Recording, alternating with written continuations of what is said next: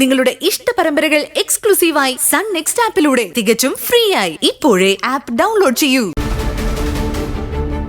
ഞാൻ ചോദിച്ചപ്പോ ഏട്ടത്തിയോട് ചോദിച്ചിട്ടാ പോന്നതെന്ന് അവള് തറുതല പറഞ്ഞു. ആ അവൾക്ക് ഞാൻ ആരും അല്ല ഗൗതം. എന്നോട് അവൾ അനുവാദം ചോദിച്ചതുപോലുമില്ല. അമ്മ അത് കാര്യാക്കണ്ട. സ്വന്തം വീട്ടിൽ പോണെന്ന് അവൾക്ക് ആഗ്രഹം കാണില്ലേ? പക്ഷെ ഗൗതം, നമ്മളെ കബളിപ്പിച്ച് മുങ്ങിയ ശിവാനിയെ കാണാനാ അവൾ ഇവിടുന്ന് പോയത്. ഉത്തരവാദിത്വമുള്ള ഒരു മരുമകളാണെങ്കി അവള് ശിവാനിയെ പോലീസിൽ ഏൽപ്പിക്കല്ലേ വേണ്ടത്. അതിനു പകരം അവളെ വീണ്ടും ആ കുടുംബത്തിന് വാഴിക്കാനാ ഈ നിധിയുടെ പ്ലാൻ.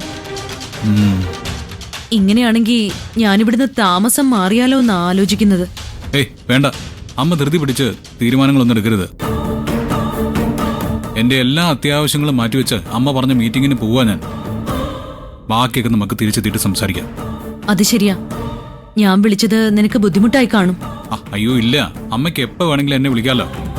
ശരി, മീറ്റിംഗ് കഴിയുമ്പോഴേക്കും നീ ടയേർഡാവും.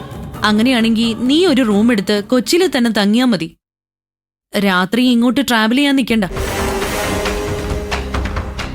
നീ വരുന്നത് വരെ അമ്മ ഇവിടുന്ന് എങ്ങോട്ടും പോവില്ല. നിധിയോടൊന്നും ചോദിക്കുകയില്ല. പക്ഷേ നീ വന്നു കഴിഞ്ഞ് അമ്മയുടെ ഈ ദുഃഖത്തിന് പരിഹാരം ഉണ്ടാക്കി തരണം മോനെ. ശരി അമ്മേ, ഞാൻ മീറ്റിംഗ് കഴിഞ്ഞിട്ട് വിളിക്കാം.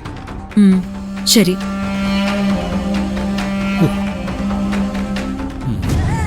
കൊച്ചിയിലെ മീറ്റിംഗ് പാതിരാത്രി വരെ നീളും. അപ്പൊ തന്നെ നീ അവിടുന്ന് തിരിച്ചാലും ഇവിടെ എത്തുമ്പോ നേരം വെളുക്കും.